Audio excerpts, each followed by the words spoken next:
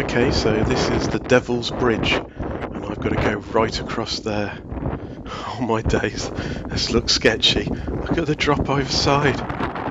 And the wind's getting really up now. Okay, deep breath. Here we go.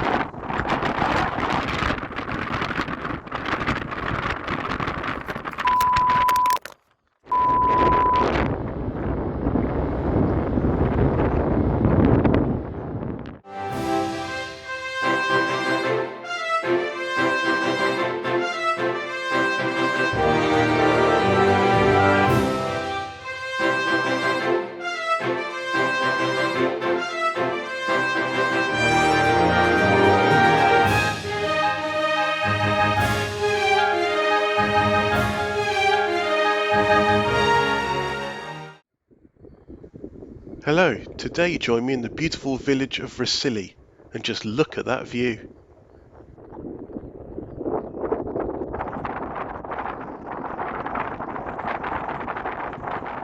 Rhossili is situated on the tip of the Gower Peninsula in South Wales.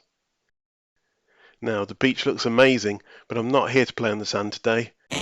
Instead, I'm going to try and reach the end of Worm's Head, here.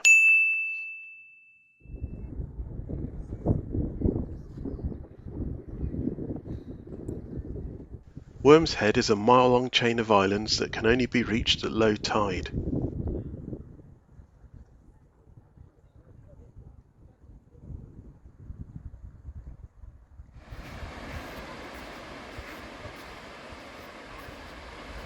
Unfortunately, I've arrived at high tide, so I'm going to have to wait a couple of hours.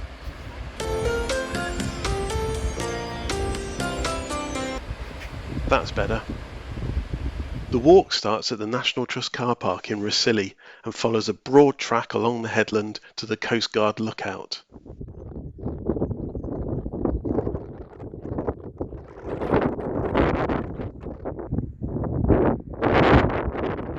Note that the tide times are displayed on notice boards in the car park and by the lookout. Make sure you check these. The causeway is only open for a few hours around low tide. You must not attempt this walk outside of these hours, and importantly you must also return before the causeway closes, as there is no shelter on the islands.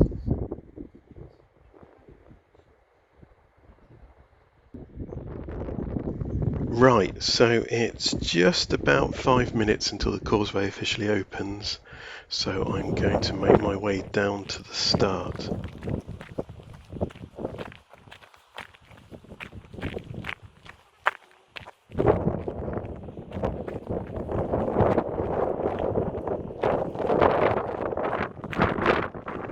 And as you can see, there's still a lot of water around, so hopefully that will fall as we make our way down.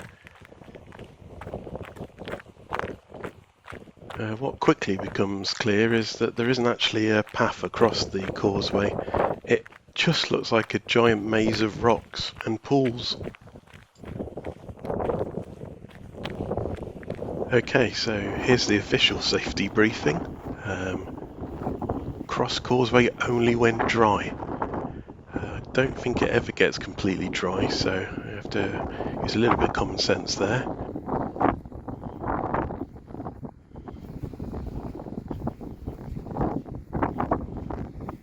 So if we take a look at the map, you can see that we make our way out over the rocks, the wettest bit in the middle, and then you can see it's like an L shape. It turns 90 degrees to the right before we actually reach the island. So the map corresponds fairly well to what I'm seeing out in front of me.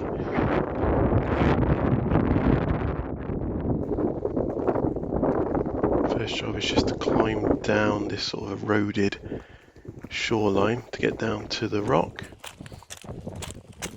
At first it all looks just random piles of rock, but you start to see actually the rock here is in layers which come across in lines, sheets that sort of tilted at 45 degrees, and they're actually coming across me, so I'm actually having to walk against the grain of the rock. But luckily there's a few gaps here and there, so far it's not too bad.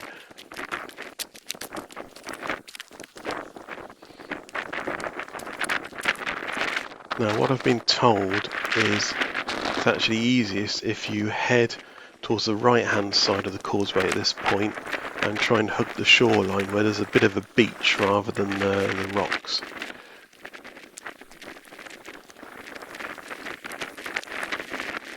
So I'm just making my way in that direction.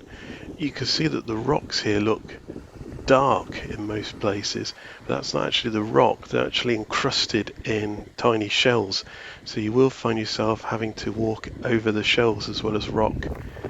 It's not too bad though, they actually provide quite good grip.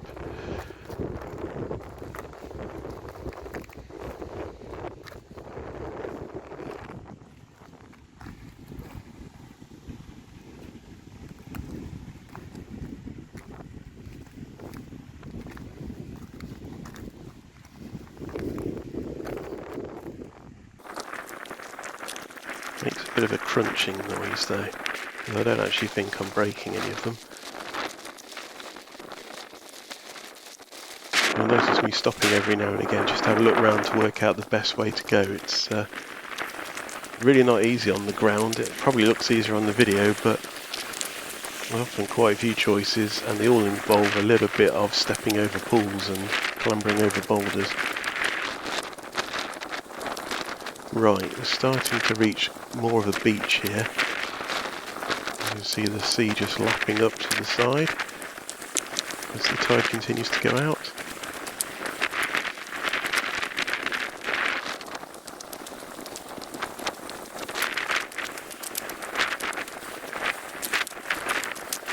And there we go, you can clearly see the bend in the causeway just ahead of me. Pan round and look back, I'm making reasonably good progress. Now the next bit gets a bit more difficult. The rocks right next to the shore are quite big and jagged, so now you've got to make your way a little bit further inland onto the causeway, and this is the wettest section, so you're going to see me jumping around here as I try and hop from one dry patch to another to avoid getting my feet wet.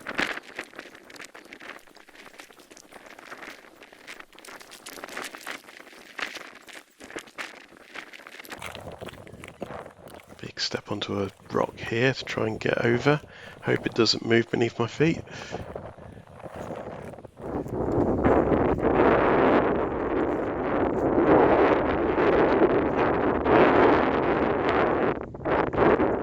Okay, now what I'm starting to see here is that now that we've turned, we're starting to follow the direction of the ridge lines of the rock. So I'm hoping that if I continue to move across, I might be able to find one of these sort of ribs of rock that I can actually then follow all the way across.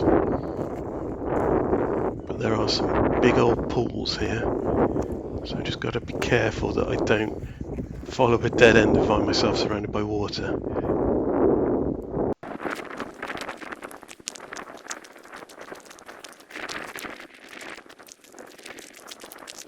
Now you can kind of see what I mean here. I'm sort of on a slight ridge line of rock, and there's another one running parallel, which actually looks a bit better, so hop across to that.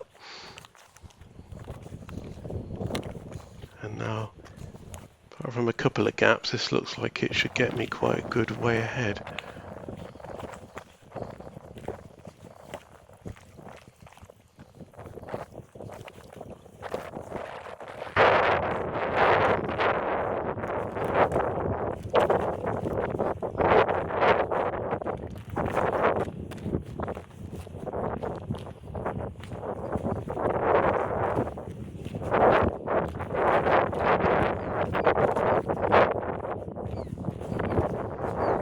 Now we are managing to head pretty much in a straight line, and the first of the islands is starting to get closer, dead ahead.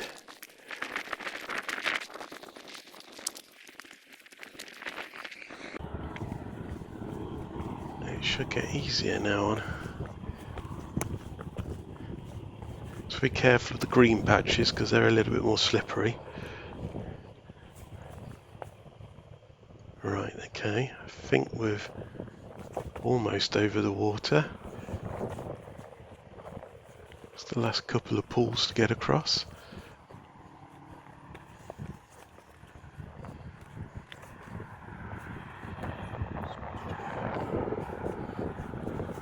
Oh, not sure what's going on over there. hope that's not my lift home waiting for me.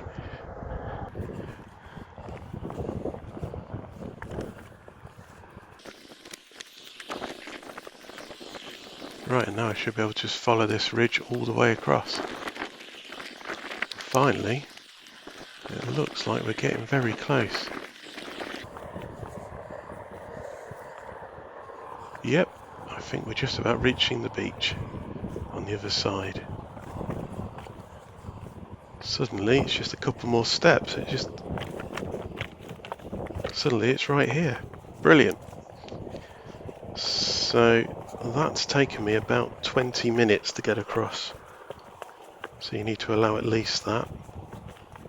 And now I've just got to get up this edge. And here we go. And there you can see a bell. That's what you're meant to ring to get attention if you get trapped. There's a few others crossing behind me. So here's the view from the first island of Worm's Head. That's looking back where we've just come from. And up ahead, well, there's the hilltop. That's our next target. So this first island is called the Inner Head, and the summit up ahead is 47 metres above sea level. So it's only a tiny hill, but I have to say it looks quite dramatic from here. And the path up looks not too bad, but it's very narrow.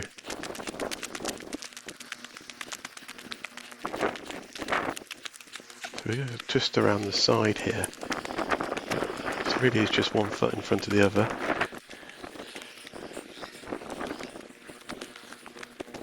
Starting to get a bit steeper. Oh, that's a bit of an effort to get up the last bit. Hoping the spectacular view is about to appear. The helicopter's still waiting.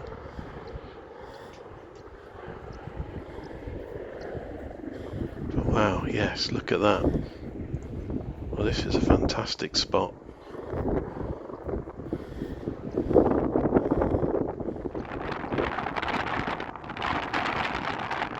Okay, so they're leaving.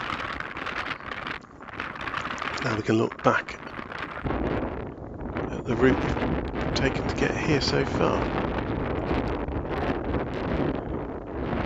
I believe the causeway is about 500 metres in length, so it doesn't sound a long way, but you can see it's still a maze out there, even with the tide continuing to go down.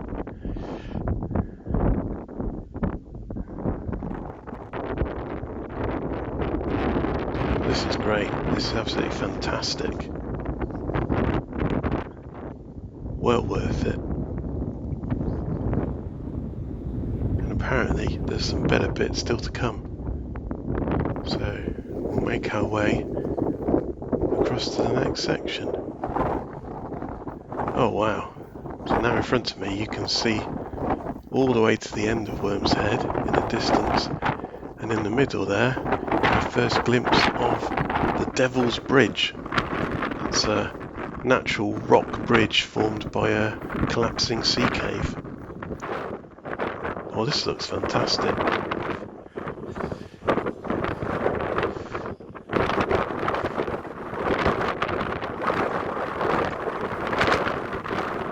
we're just going to make our way down to the next bit, and you can see there's another section of rock first that we need to cross.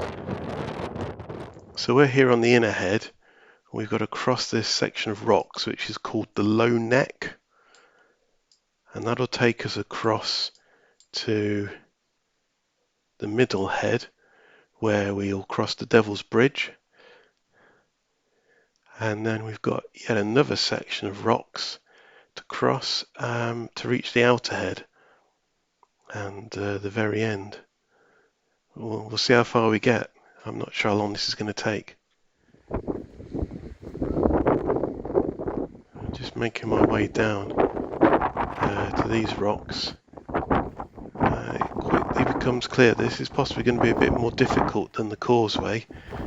If you can see that these rocks are sticking up a lot higher and a lot steeper angle, and it's a sheer drop on the right hand side down to the sea.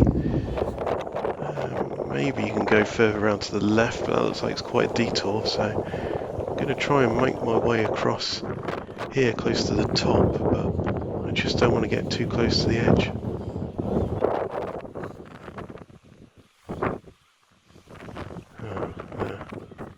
Some of these gullies are quite steep, so you have to be careful you don't slip and twist your ankle. Trying to follow some of the natural lines of the rock. This bit looks a bit better.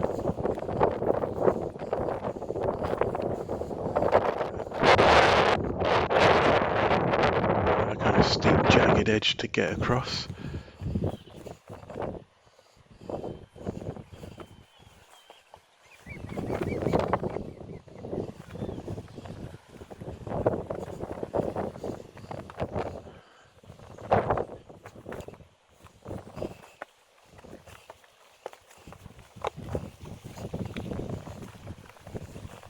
Right, we're up at the top. I'm getting quite close to the edge, so I just need to be a bit careful here. Oh wow, if you look carefully, there's a seal down there.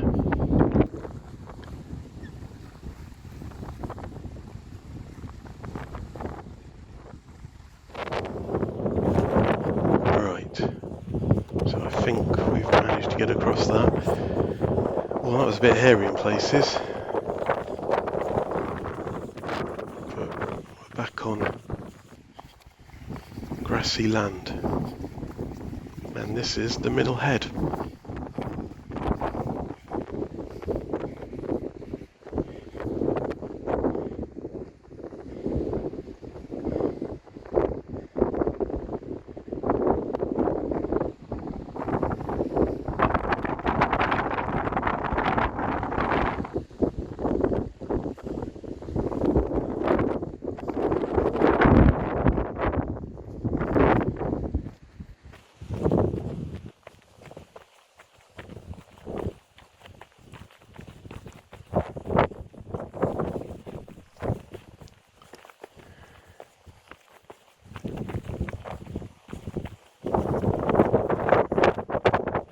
It's nice walking along this level path for a bit of a break, but wait a minute, there's something else coming up ahead. Ooh, a sort of gully here, it's about 3 feet deep, just got to step over that carefully. There we go.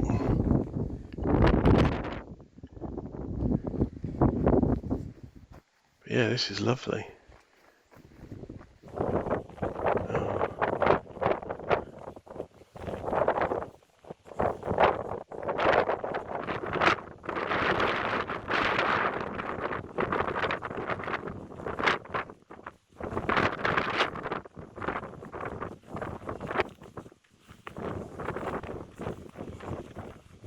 Some wonderful domed hills and rocks ahead, but you can start to see now that we're approaching the gully that the bridge crosses over. Oh, wow, that looks quite deep. Oh, that's spectacular. Right, I think I'm going to go down here and take a closer look. Let's have a look at that before we go over it. That looks deep.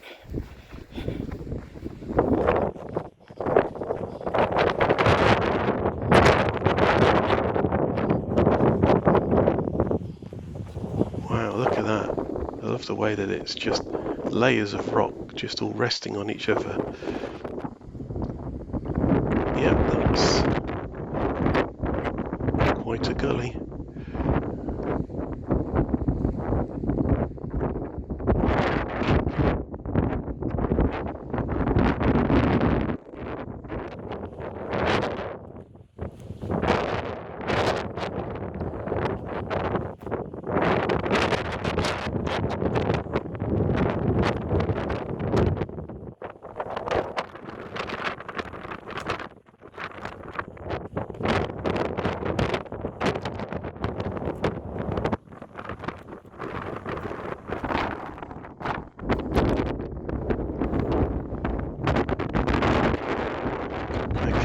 not great with heights, this would probably be a bit of a challenge, but I'm just not going to look down when I cross this.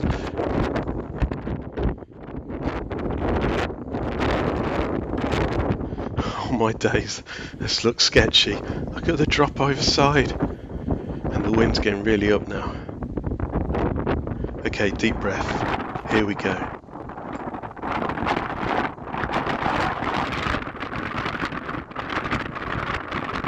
Oh! I've taken a tumble. I think I'm alright. Yep, I'm alright. I've still got the phone. The phone seems to be okay. Right, let's try that again.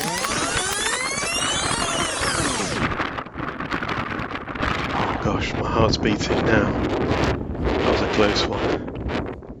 I'm going to be very careful. Look where you're going. Don't look at the view ahead.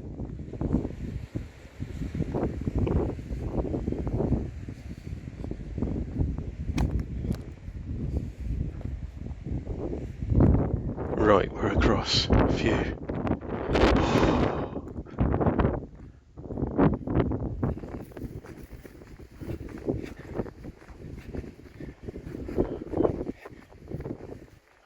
Slightly bruised my ego there, but otherwise fine.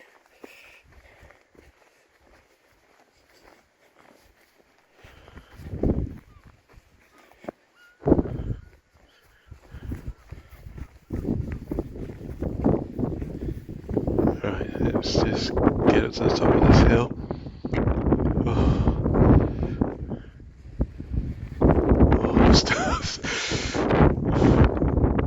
Still got the heart beating, thinking about what might have happened back there. Idiot. Right, well, we're getting there. And so I've just got one last neck of rock to cross.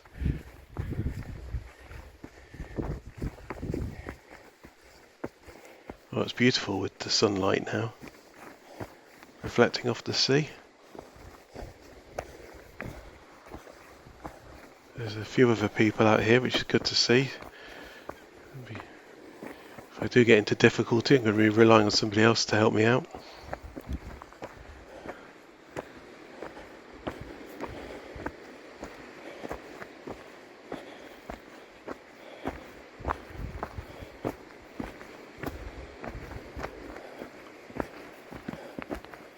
Sign coming up.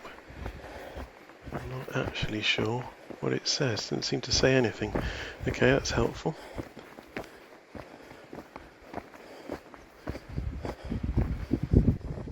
Oh, this looks quite jagged.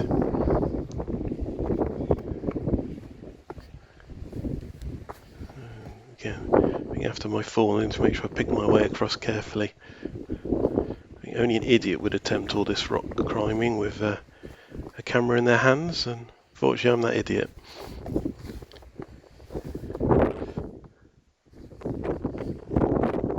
Don't try this at home. Ooh, getting quite close to the edge. Looks like there's going to be a bit of a drop here.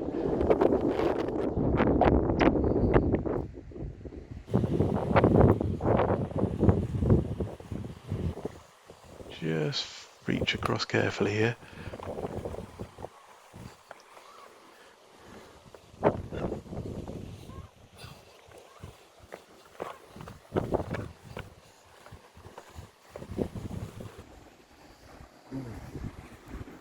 Higher or lower?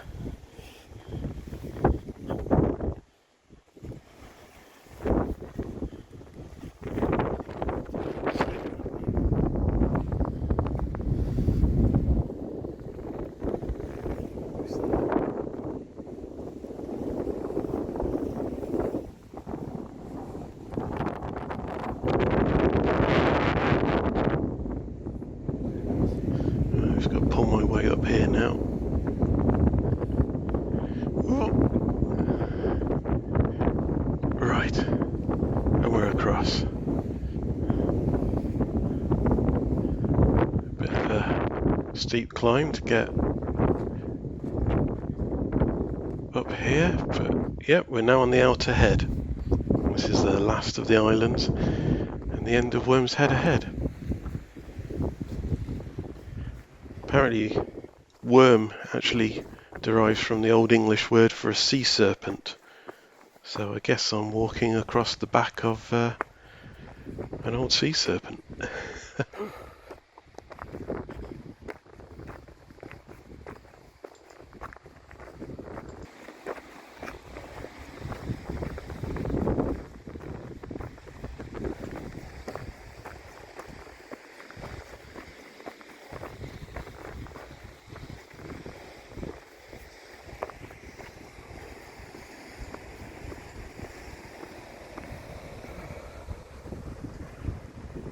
Oh, the views looking back are fantastic.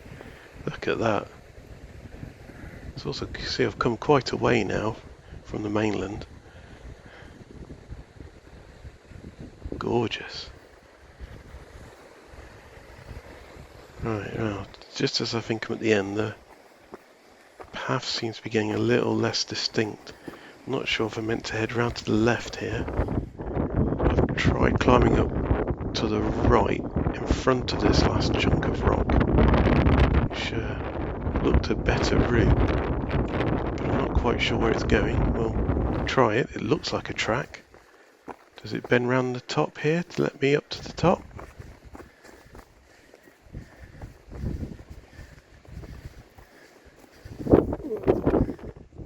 That's narrow.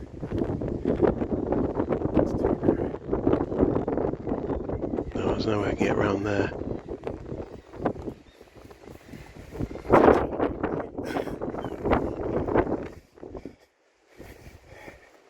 It might be the end of the road.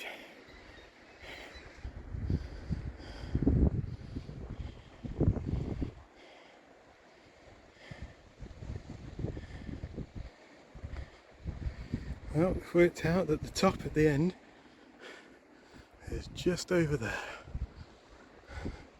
It looks a little bit precarious and the tides are against us, so we're heading back.